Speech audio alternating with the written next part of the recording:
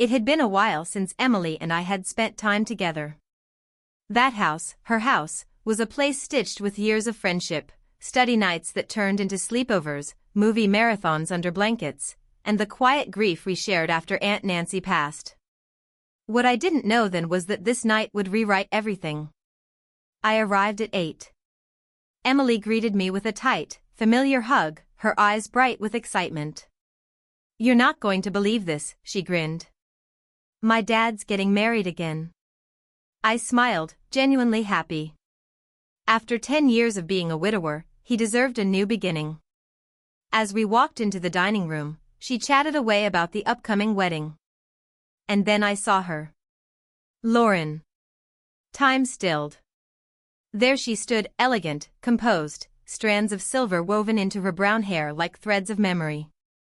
5 years dissolved into nothing. "Kate, this is Lauren, my future stepmother," Emily said with a laugh. "Lauren, this is Kate, my best friend." "Hi, Kate," Lauren said, voice smooth and steady. But her eyes told a different story. And just like that, I was 23 again. Fresh out of grad school, newly minted as a teacher. She was the respected instructional coordinator, confident, magnetic, admired. We connected through a student writing initiative. What began as long meetings and shared lesson plans morphed into stolen glances and late-night messages. Then came that night. After a final meeting, she lingered by the door, hesitant. I didn't let her speak. I kissed her, and everything we'd been holding back unraveled. What followed were months of secrecy and stolen moments, quiet cafes no one we knew frequented, motels in the next town over, always looking over our shoulders. Always wondering when it would end. And then, one day, she ended it. "This can't be more than what it already is," she said.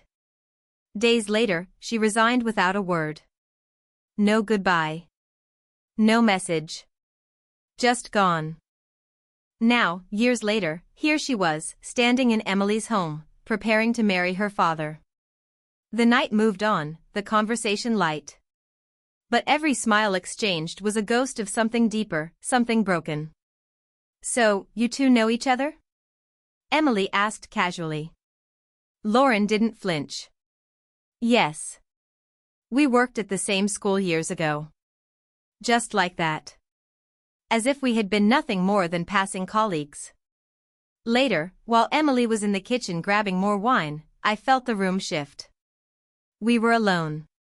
"Kate, Don't," I said, sharper than I intended. "You don't have to. It was a long time ago." She stepped closer. "What happened between us is in the past," I added, trying to sound sure.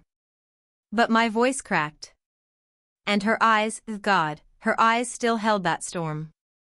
"What if I told you, it never really was," she whispered. The clink of plates broke the moment. Emily was calling us for dessert. I looked at Lauren one last time, my heart aching with all the things we couldn't say. From now on, every family dinner would be a careful performance. Every encounter, a battle between the feelings we once lived and the secrets we now had to bury.